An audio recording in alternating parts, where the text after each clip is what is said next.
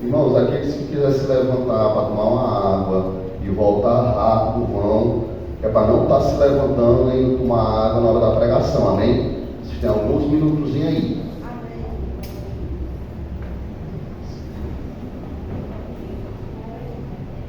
A gente manter nosso padrão de...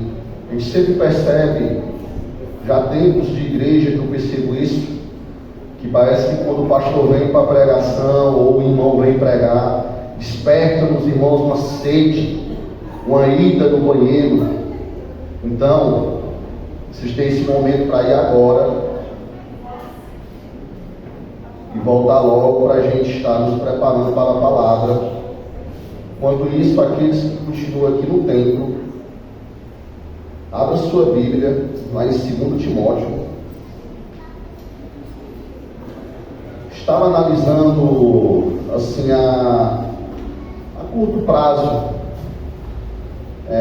Desde já agradeço a menina do louvor, o irmão Tiago, o irmão Márcio. Excelente direção para a glória de Deus. Estava analisando a curto prazo quantas pregações eu já preguei tratando sobre esse tema comemorativo do Dia da Bíblia. Eu acho que as que eu lembro, recordando esboço, alguma coisa, umas 20 ou mais. Tanto antes de eu me tornar pastor, como depois. Mas pude perceber em todas elas, que a palavra do Senhor se renova a cada dia. A cada dia a palavra do Senhor se renova. Porque eu tentei, comentei até com a Diego, tentei repetir algo que já tinha pregado há tempos, mas todas as vezes me peguei ilimitado em um esboço ou em algo que eu coloquei, que cheguei até a duvidar se era eu. Mas Deus me mostrou que sempre a palavra dele se renova todos os dias, a cada momento, todo instante. Então essa mesma palavra se renova em nossa vida. Então essa mesma energia, esse mesmo vigor que temos que ter quando se inicia uma manhã para trabalhar, para olhar o que foi que fez, ou que no dia que passou, ou montar o que vai fazer no dia que se inicia, temos que ter diante da palavra de Deus. Diante da palavra de Deus. Então, com esse pensamento, eu quero que você entenda uma coisa. Diante de tuas mãos, levante sua Bíblia. Diante de tuas mãos não está só um simples livro, não está só um simples caderno de anotação, mas está um manual para a tua vida diária, para a tua vida. Está um manual que te mostra como seguir quando tu estás bem forte para com Deus, quando tu estás no pior dos postos, fraco. Que não é qualquer coisa que está em tuas mãos, é o manual daquele que te deu o sopro da vida, é o manual daquele que te ama ao ponto de entregar a vida do seu único filho por amor a você. Então recai sobre nós desde então, em uma data tão comemorativa como a de hoje, uma real responsabilidade no sentido que é um livro que tem que fazer parte da nossa vida diária, não só nesse momento como igreja, mas da nossa vida diária. Amém? E aqui em 2 Timóteo capítulo 3, no verso 16 e 17, o texto que a gente já leu, que o Márcio leu pela manhã, é o texto que nós temos batido em todo o dia de hoje. Nos diz assim: que toda a escritura é inspirada por quem? Não ouvi, igreja. Por Deus. E útil para o quê? Para o que mais? E para o quê? A correção. Para que eu e você venhamos nos educar. Em quê? Na justiça. a fim de que o servo de Deus seja perfeito e perfeitamente habilitado para toda boa obra. Podeis sentar. Ó Senhor Deus, Pai amado, nos dá, ó Deus, o discernimento da Tua Santa Palavra, nos traz, ó Deus, compreensão dela para a nossa vida, Pai. Pai, abre um leque, ó Deus, de conhecimento. Diante de nós, ó Deus, está a Tua Santa Palavra, pois nos revela ela na medida da Tua vontade. É o que eu te peço em nome de Cristo Jesus. Amém.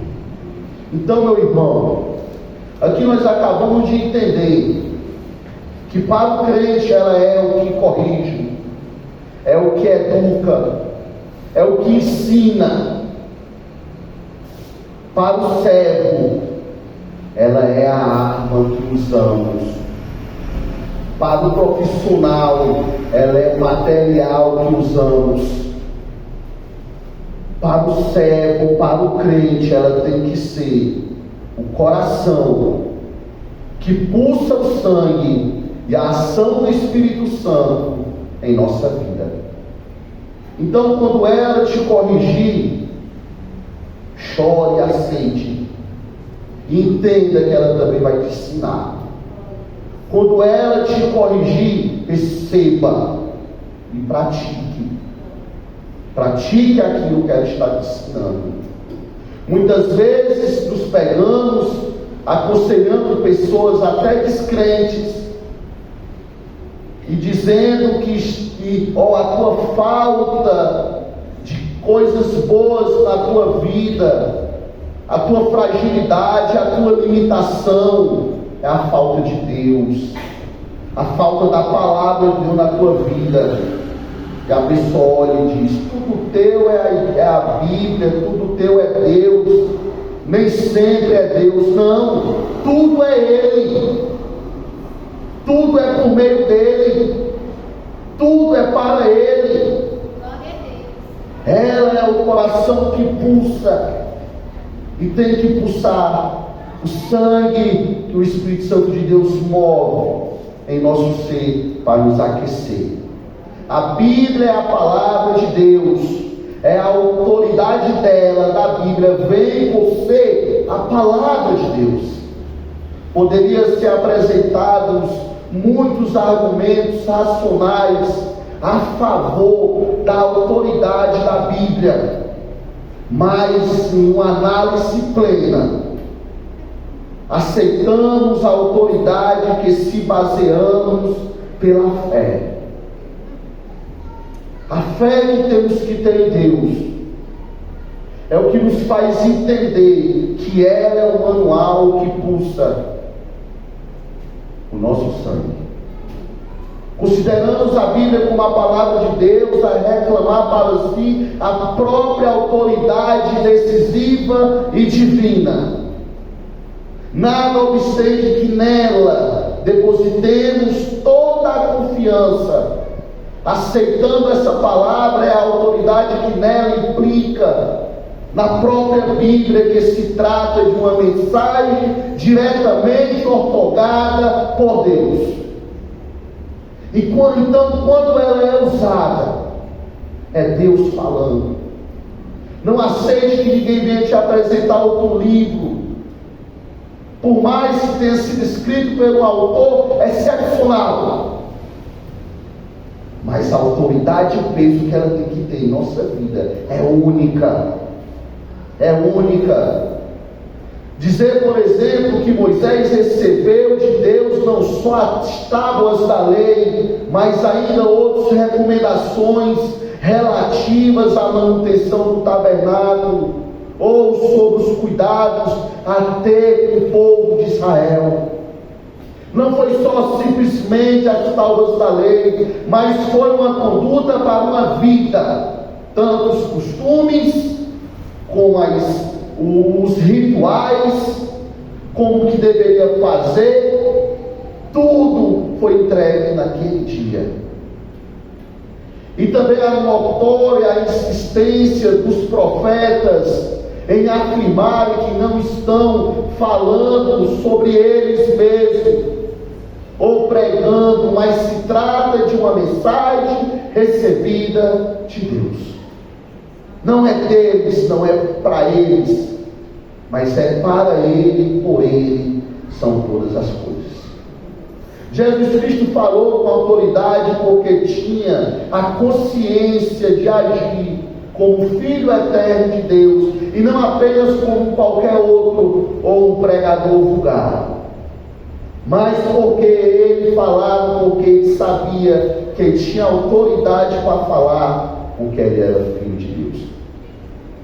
A Bíblia, a palavra, segundo o dicionário, quer dizer um conjunto de livros. Contudo, para nós cremos que ela quer dizer muito mais do que apenas um livro. O Dia da Bíblia surgiu em meados de 1549 na Grã-Bretanha, quando um bispo incluiu no livro de oração do rei Eduardo VI um dia especial para a população interceder em favor da leitura do livro sagrado. Por isso que surgiu o Dia da Bíblia. Eu já falei isso em outras pregações que eu fiz sobre esse tema, a Bíblia. A data escolhida foi o segundo domingo que celebramos como o quarto domingo que antecede o Natal. E foi assim que surgiu o segundo domingo de dezembro, que tornou-se o Dia da Bíblia. E aqui, por incrível que pareça, quem determinou que ia ser comemorado esse Dia da Bíblia, não só pelas igrejas, mas por todos, foi Fernando Henrique Cardoso, em 2001. A Bíblia é a palavra de Deus, ela é uma obra completa, onde não há contradição. Nada nela se contradiz. Como estudarmos falando dela com tanta autoridade? Porque estamos falando daquilo que Deus determinou que eu e você viéssemos a aprender. Ele determinou isso para a nossa vida como um manual de ensino, correção, repreensão. Ela é útil para a nossa vida. Como estamos falando de autoridade da Bíblia, sempre vai aparecer teorias contrárias à autoridade dela. O irmão Márcio falou um pouco sobre isso pela manhã. A doutrina estabelecida pela Igreja Católica e defendida até hoje por muitos teólogos romanos modernos, não só os antigos teólogos modernos de nossa época, eles entendem, eles aceitam a Bíblia de uma maneira parecida com a ortodoxa, parecida com a nossa, mas em questões, tem 3 princípios básicos que diferencia e também mostram um erro para o qual nós não cometemos, que eles cometem a usar a palavra de Deus. Eles afirmam que na Bíblia devem ser incluídos livros chamados apócrifos. Esses livros teriam o mesmo valor ou a mesma autoridade dos demais livros da Bíblia, mas não tem. Outro ponto que eles levantam, eles supõem que os textos das Sagradas Escrituras é demasiadamente obscura e difícil de entendimento, de interpretação, e nesse caso há necessidade de outra autoridade, como Papa ou Bispo, que decida em caso de dúvida, que os leigos não tivessem acesso direto à palavra de Deus. Por isso que eles passam para nós pequenas porções, eles passam para os católicos pequenas porções, ou que tem que ter alguém que ter um entendimento maior para explicá-la. Aí então tem um erro, porque quem nos revela a palavra é o Espírito Santo. E quando aceitamos a Cristo, quando reconhecemos a nossa falha, que somos pecadores, reconhecemos o que Cristo fez por nós na cruz, recai sobre nós o Espírito Santo e passa a deliberar e tomar de conta de nossa existência. Eles não consideram a Bíblia como uma única regra de fé e admitem uma tradição derivada diretamente dos apóstolos em pé de igualdade com a Bíblia. Eles acreditam que os apóstolos, tanto daquela época como dessa, os bispos que eles têm, os papas que eles têm, que foi levantado, tem a mesma autoridade dela. Não tem. Não tem.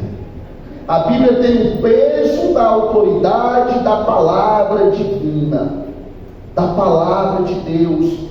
Este é o argumento do apóstolo Paulo a Timóteo, quando ele disse que toda a Escritura é inspirada por Deus e útil para o ensino, a fim de que o homem de Deus seja perfeito e perfeitamente habilitado para toda boa obra.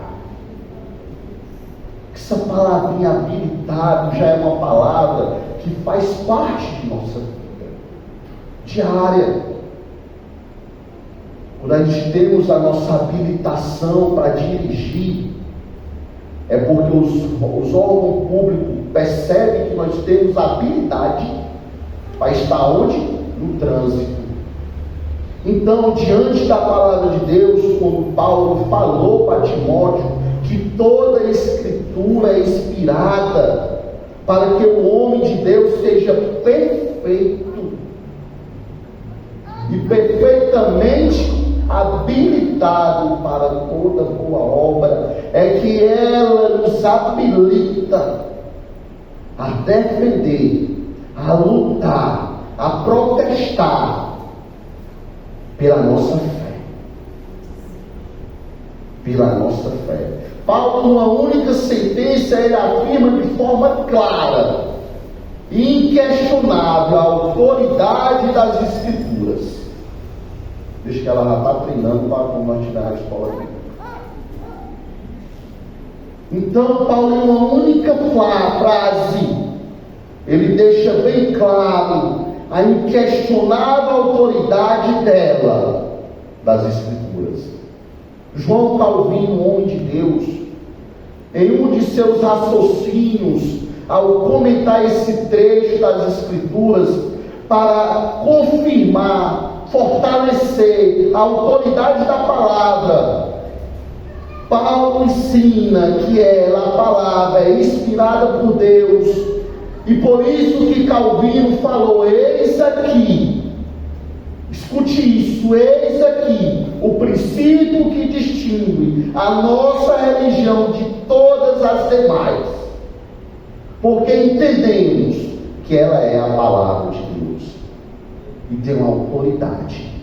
Ou seja, sabemos que Deus nos falou e estamos plenamente convencidos de que os profetas não falaram de si próprios, mas que foram instrumentos do Espírito Santo e pronunciaram somente aquilo para o qual foram do céu comissionados a declarar. Nada mais.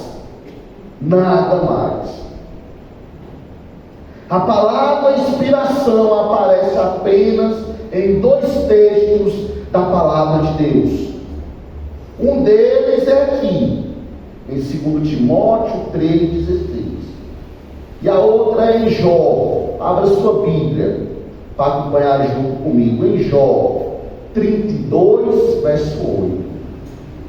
E com essa afirmação, podemos aqui derrubar uma ruma de pensamentos que vem sobre nós ao acreditarmos que se levanta pessoas e quer usar a mesma autoridade de sua fala, de sua eloquência, porque fala bonito e dizer que está sendo inspirado por Deus.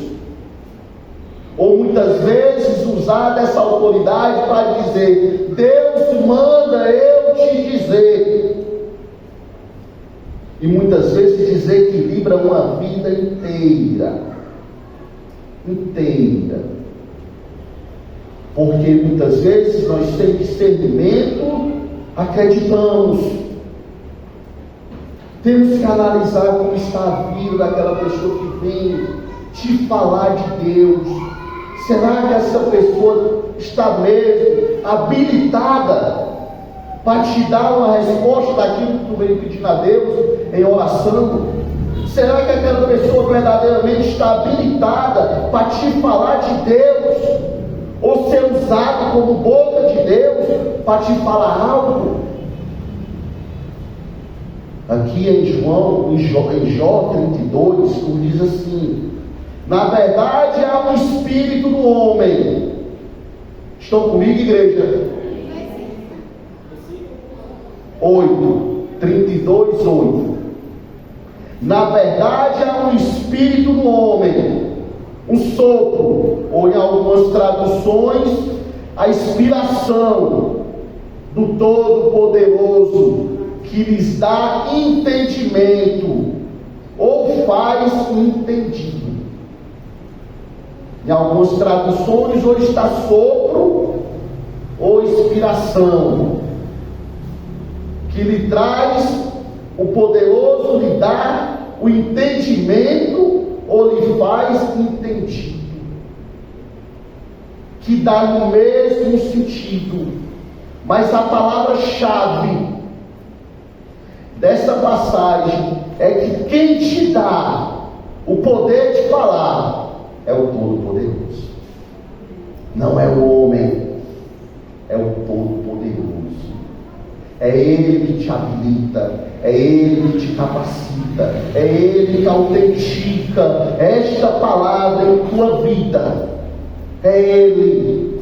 Pastor, como eu vou saber que aquela pessoa foi um mensageiro de Deus ou não? Tu tem que estar em comunhão para com Deus. Tu tem que estar habilitado também. Pastor, mas muitas vezes eu não estou. Irmãos, quem é que avalia? Quem é que avalia se estamos preparados ou não? Que estamos prontos para receber a nossa habilitação ou não? É uma pessoa que já tem uma habilitação, que se preparou para aquilo ali.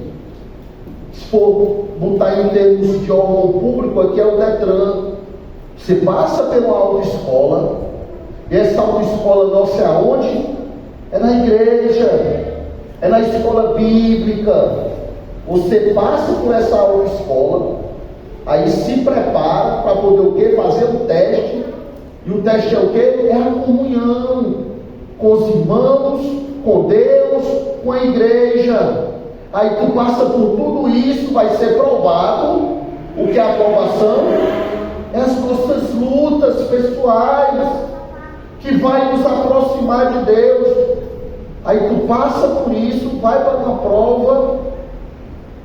Então tu pode ser aprovado, como pode receber a tua habilitação. Não é assim? Isso é do mesmo jeito. É do mesmo jeito. Mas como é que tu quer se habilitar? Como é que tu quer se habilitar se tu não frequenta escola bíblica? Se tu não vem para os cultos? Que tu não lê a Bíblia em casa? Que tu não faz o teu devocional diário? Como é que tu quer se habilitar? Aí diferente aqui não tem como tu comprar teu passe não. No Detran ainda tem. Você não passa ali, ou você puxa ali, né, Janinho? Aqui o instrutor, né? Aqui, paga o instrutor. Aqui. Não é assim. Quem tiver uma habilitação sabe, é assim. Infelizmente. Aqui não. Aqui não. Aqui tu pode enganar o pastor. Aqui tu pode enganar o irmão que está na tua direita, na tua esquerda, o obreiro, o diácono, que tu pode enganar. Mas será que tu consegue enganar a Deus? Aquele que te disse que tu desceu o mais profundo abismo, lá ele fala o quê? Lá eu estarei. Se tu subir para o mais alto céu, lá ele está onde? Ele diz o quê? Que lá ele vai estar também. Então não tem como tu enganar. Não tem como. Aí aqui no nosso texto base diz que toda a escritura, ela não é inspirada pelo homem. Não, ela é inspirada por Deus. Então não parte nada do homem. Se ele não tiver habilitado, se ele não tiver uma comunhão com o Senhor, se ele não for membro de igreja, ele não está habilitado para essa boa obra. Então é assim que analisamos quem está nos passando a mensagem. É crente? Ou é aquela pessoa que fica só saltando de igreja em igreja? Saltando de igreja em igreja. É crente? É frequentador de escola bíblica? É envolvido com a obra? Participa da obra? Ajuda o pastor? Ajuda os obreiros? É professor? É o que? O que é que faz? Ixi, pastor, essa pessoa não faz nada. Ela vai mudando de 3, 4 igrejas. E está habilitado? Irmãos, é assim que analisamos. É assim que analisamos. Às vezes eu converso muito com a irmã Margarida, ela diz assim para mim: pastor, às vezes eu acho que eu sou via pentecostal. Aí eu me deparo com a irmã Margarida e vejo, às vezes a irmã Margarida é mais batista do que eu. Não é mesmo, irmã Margarida? Muitas vezes. Irmão, não é esse título batista ou pentecostal que nos diferencia, não. O que nos diferencia é a comunhão, é a intimidade, é de que maneira Deus nos habilita para poder nos tratar com os demais. De que maneira? Vou sair dessa igreja aqui porque eu sou pentecostal. Meu irmão, se tu não tiver comunhão com Deus, tu vai viver mudando de igreja, querendo encontrar aquilo que agrada o homem e não a Deus. E não a Deus. Estas passagens aqui indicam, em outras palavras, que o texto sagrado do Antigo Testamento e do Novo Testamento foi soprado, inspirado pelo próprio Deus, pelo próprio poderoso. Não é pelo homem. Eu gostaria de dar uma definição em termos práticos da inspiração, no valor utilidade, no valor utilitário dela, das Escrituras para a nossa vida. Não vou falar aqui, pelo tempo que me resta, necessariamente uma definição teológica da inspiração, mas vou falar de algo prático. Nós devemos entender por inspiração que o homem, movido pelo Espírito, ele escreveu palavras sopradas por Deus, as quais são fonte da autoridade para a fé, para a prática cristã. Eles foram inspirados, mas teve sopro no Espírito. E esse sopro não foi para qualquer pessoa. Foi para aqueles que tinham uma comunhão com Deus. Então o sopro de Deus, a inspiração de Deus em tua vida, só vai acontecer se tu tiver uma comunhão com Deus. Isto é, os escritores das Sagradas Escrituras foram homens moldados, capacitados, orientados pelo Espírito Santo. Eles receberam a autoridade divina e infalível na vida deles. É por isso que não há homem nessa terra que possa falar de si mesmo e sobressair ou ser mais do que a palavra. É ela que testifica de quem nos deu a vida. Então a revelação, a inspiração, a palavra revelação vem do grego apocalipse.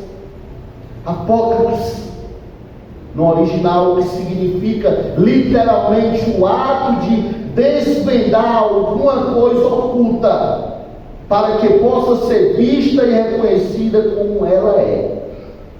Podemos falar acerca da revelação tomando em dois sentidos, bem práticos. A revelação no sentido ativo, é a atividade de Deus enquanto se dá a conhecer aos homens, é Deus te apresentando, é Deus te mostrando através dela que Ele morreu por ti, que Ele morreu e ressuscitou ao terceiro dia. Aí é Ele mesmo te mostrando na palavra. E a revelação no sentido passivo é o próprio conhecimento que comunicado ao homem de maneira extraordinária. É aquele conhecimento que vem sobre você, que você nem entende. Você lê o texto, compreende e sabe que a tua limitação ali acabou. E quem passou a falar não foi mais você, foi Deus agindo na tua vida. É aquela ideia de ver que as tuas forças acabaram, e nessa hora quem se levanta é Deus. É aquela ideia de tu dizer: não é mais eu, não é mais o Adriano, mas é o Espírito Santo.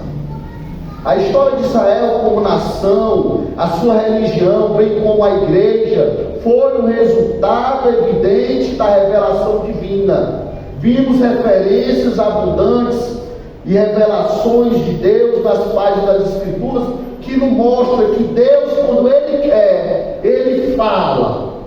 E não há quem cale Ele. Quando Ele quer, Ele fala. Independente do passado ou de agora. É o mesmo Deus. E Ele não mudou.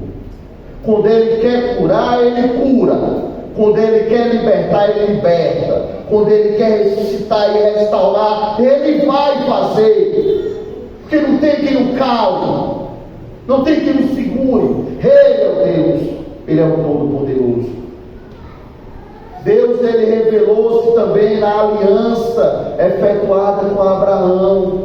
Lá em Gênesis 17:7 diz: estabelecerei a minha aliança entre mim e ti, e a tua descendência no discurso das suas gerações. Então essa aliança que o Senhor fez com Abraão sobressai sobre nós, foi estabelecida nele e sobressai sobre nós.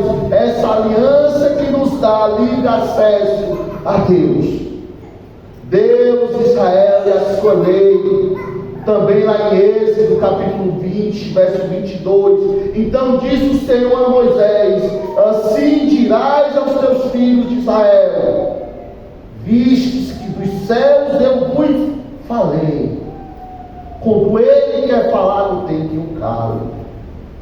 O plano de Deus era para fundamentar a fé pessoal, em guiar para o cristão um manual, em criar para o cristão um manual para a igreja, grandes, maravilhosos feitos, a conhecer a grandeza dele, o que ele tem feito.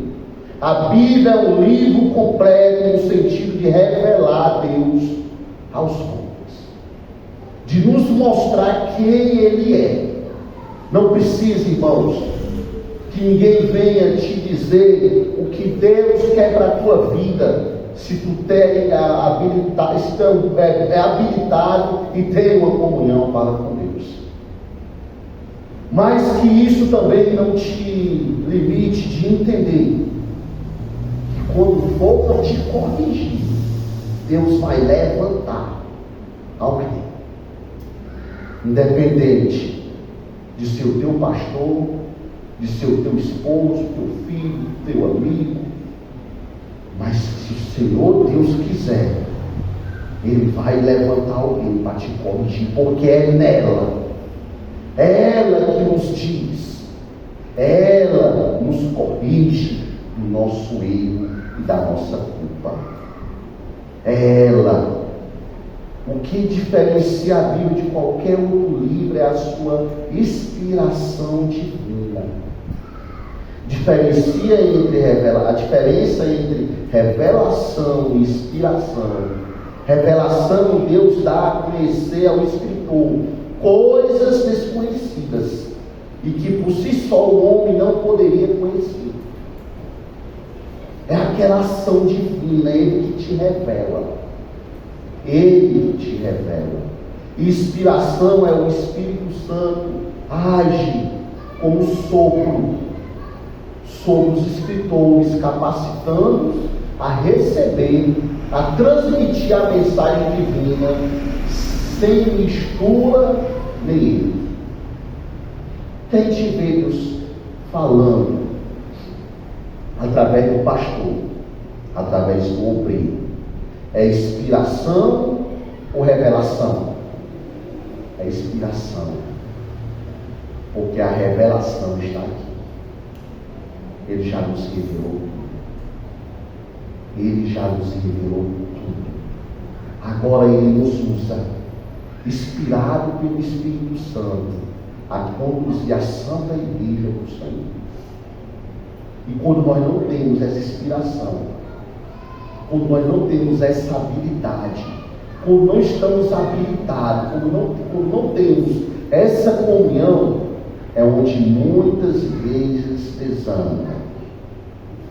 Irmãos, não se coloque como conselheiro de ninguém, se tu não estiver habilitado.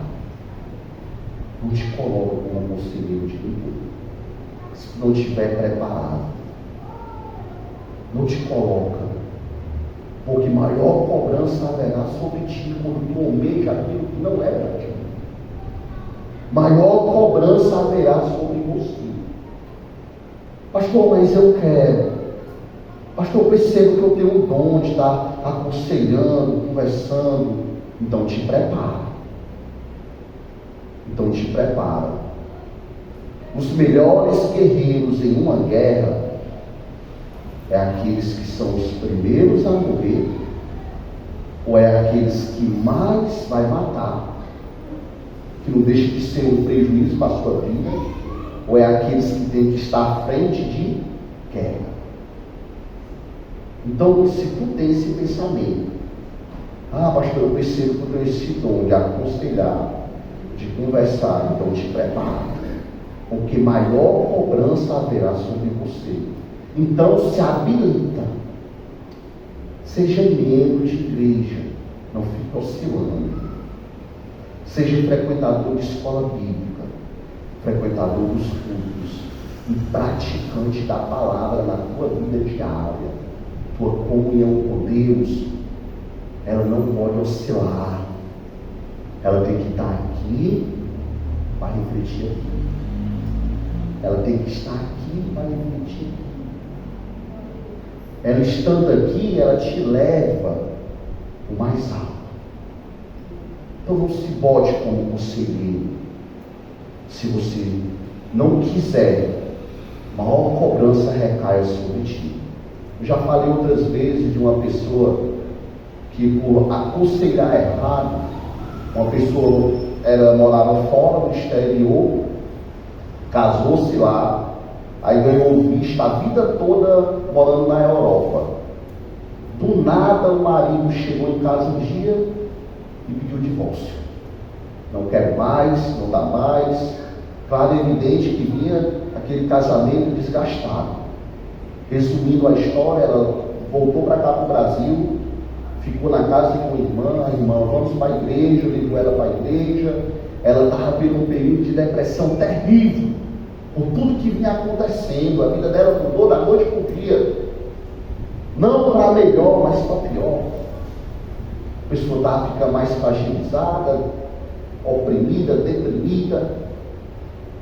A irmã dela disse: vou te levar para o pastor te aconselhar.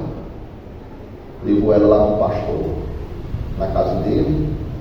Aí ela começou a dizer que: pastor, aconteceu isso, me separei, estou passando por várias lutas, dividindo tudo que a gente construiu lá.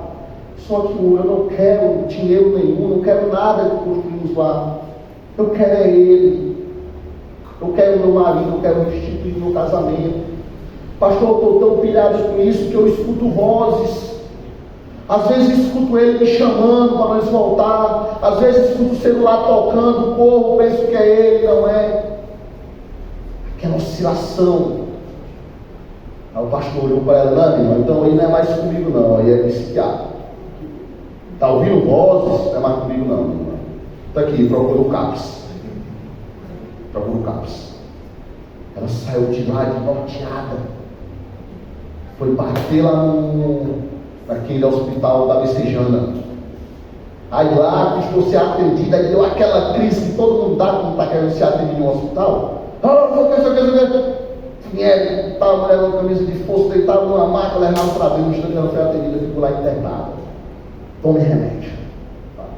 E a irmã dela, sem saber o que tinha acontecido, quando ela saiu da casa do pastor, sumiu, louca atrás dela, lá por delegacia, hospital, em todo canto.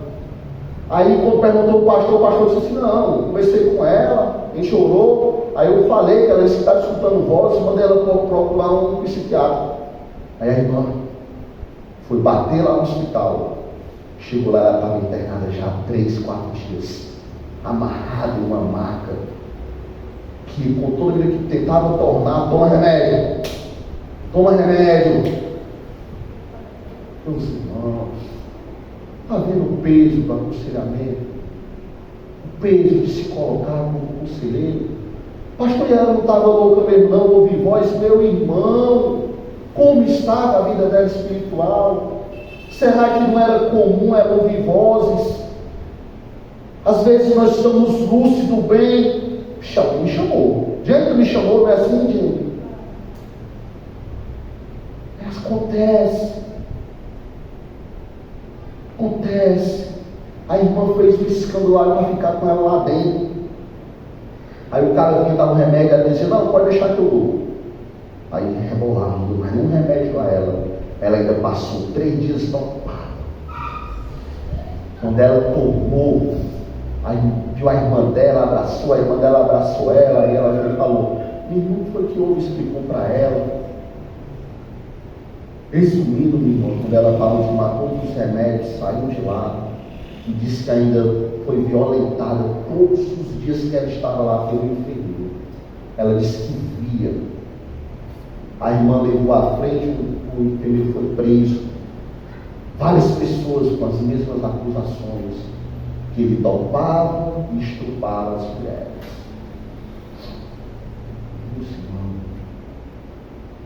Aí o outro pastor amigo da gente começou a aconselhar ela. Ela não tinha nada de loucura. Nada. Ela estava fragilizada, precisando de Deus, daquele que transforma, daquele que liberta, daquele que restaura, daquele que dá a vida, dá o sopro do entendimento. Hoje, graças a Deus, ela está bem. Voltou para o marido, não, mas voltou para os pés do Senhor.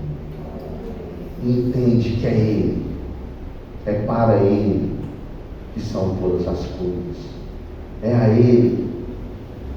Então, você está vendo como recai sobre você o peso quando você se coloca como conselheiro e não tem comunhão nenhuma com a igreja, nem com Deus. Não é frequentador de nada, muda mais de igreja do que de roupa. Pastor, o que é frequentador de igreja? A irmã Maria do Carmo, a vida toda na igreja, a vida toda na igreja, uma Isaura, a vida toda ficou, nem fica, de igreja em igreja. Eu vou visitar aquela igreja que a irmã tem uma oração poderosa. Qual é a diferença dela? É outro Deus? É outro Deus? Não, a diferença dela para ti é que tu não tem comunhão com Deus e ela tem. É triste ouvir isso, né? Dói, né, ouvir isso, mas é verdade. É a diferença. Pastor, vou visitar aquela igreja que o pastor é um pastor de fogo. Qual é a diferença? Qual é a diferença? Porque ele busca a Deus e tu não. A diferença sempre vai ser Deus. sempre é Ele, é para Ele. Então, há razões necessárias da Bíblia em nossa vida, que ela nos revela o pior de quem somos e o melhor de quem Deus é. É ela que nos revela, é a Ele, por Ele e para Ele são todas as coisas. Irmãos, eu quero estar concluindo dizendo que o livro sagrado, ele nos traz algumas aplicações. A necessidade, eu já vou encerrar, a necessidade de estudar as Escrituras nos traz algumas implicações. Ela é a própria vida, a própria palavra que nos traz passagens que nos faz entender quem nós somos e o que devemos melhorar. Então a primeira dela é que ela nos mostra que devemos ter uma comunhão com Deus e ter uma vida de santidade, santificar Cristo como Senhor em nosso coração. É isso que ela nos ensina, a transformar esse coração de pedra, esse coração duro, em um coração que glorifique a Deus e honre a Ele sobre todas as coisas. É ela que nos ensina. Em 1 Pedro capítulo 3, verso 15, nos diz: santifica-se a Cristo como Senhor em vosso coração, estando sempre preparados para responder a todo aquele que vos pedir razão da esperança que há em você. Essa esperança em tua vida é Cristo, é Ele é a esperança, esse é o preparo que vem pelo estudo das Escrituras, é Ele. E a segunda aplicação para encerrar está aqui em 2 Timóteo, verso 2,15. Procura apresentar-te a Deus aprovado, habilitado, como obreiro que não tem de que se envergonhar e que maneja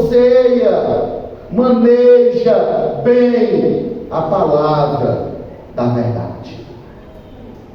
Ela é a palavra da verdade. É ela. Buscai no livro do Senhor a sua lei, e todas as coisas vai te aparecer. Todas as coisas vai te aparecer. Então o que nós concluímos disso tudo é que estamos estudando sobre o livro mais importante do mundo, o livro por excelência, o mais vendido e lido, como a Diane diz, em todo o mundo, o maior de todos os tempos. Mas fazemos pouco caso dela, das Escrituras.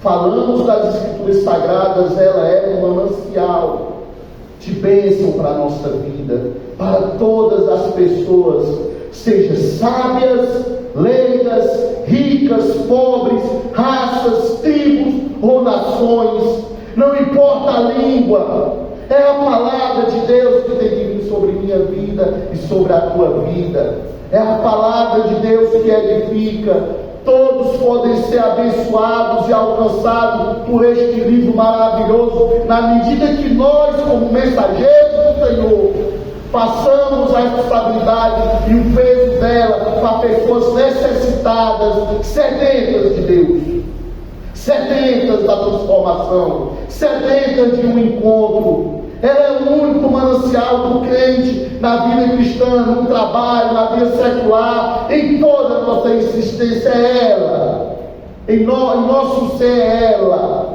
É ela. O crente foi salvo para servir ao Senhor, mas vós sois geração eleita, sacerdócio real, nação santa, povo adquirido para anunciar a virtude daquele que vos chamou. Chamou da onde? Das trevas para a sua maravilhosa luz. É ela que transforma. Então é ela que tem que fazer parte de nossa vida. Para os salvos ela é tudo, pois nela encontramos a palavra da vida eterna, e nela nós encontramos o caminho que nos conduz ao céu. Amém? Pois vamos orar. Fique de pé, igreja. Senhor Deus, Pai de maravilha, Deus de eternidade, Deus de poder. Muito obrigado, Deus, pelo entendimento da tua santa palavra, compreensão. Muito obrigado, Deus, por nos revelar, nos soprar a homens, ó Deus, as tuas escrituras, para que hoje nós tivéssemos esse encontro contigo. Recebe a nossa adoração, o nosso clamor, os nossos pedidos, e que a graça do nosso Deus, o amor do Pai, a comunhão do Espírito Santo esteja sobre todos vocês, hoje e sempre. E a igreja do Senhor diz: amém. Amém, amém. Desde já agradeço a todos que participaram do culto. Alejandro, sinta-se abraçado como sempre. Você também, meu irmão, sinta-se abraçado por nós. Lembrando dos nossos compromissos da semana, a gente está sempre colocando no grupo. Graças a Deus fechamos a nossa lista do nosso jantar de Natal, a glória de Deus. Vai ser muito bom. Pois boa noite a todos, amém?